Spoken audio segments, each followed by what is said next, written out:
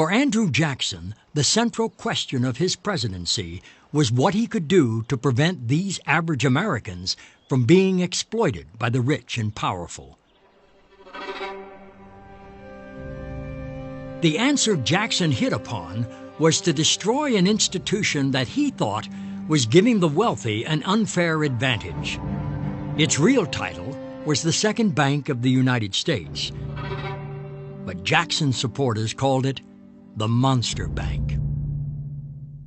Andrew Jackson dislikes all banks, he said at one point, but he particularly disliked the Bank of the United States as established by Congress after the War of 1812. The reason was simple. It had too much power outside of any kind of public accountability. The bank was an enormous economic institution. It could really control credit and therefore control the American economy itself. For Jackson, that meant that the American economy was being run by people who were not elected, that these unelected bankers had their hands on the levers of power and could control people's lives, their destinies, and indeed could control the political system itself. To Jackson, one of the Monster Bank's worst sins was that it was funding new-style businesses that were beginning to wrap their tentacles around both the economy and the government. These new businesses were called corporations. The problem with corporations, as far as Jackson was concerned, was they had no body to be kicked or soul to be damned. They were faceless, anonymous machines that were motivated only by making profit for their shareholders. And as a result, they could grow much, much larger than the average consumer, the average worker, the average citizen.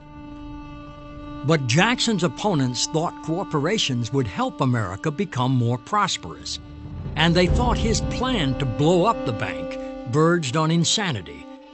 For it was the bank that guaranteed that the paper dollars in Americans' wallets were worth something. Jackson took a kind of fundamentalist view of money and credit.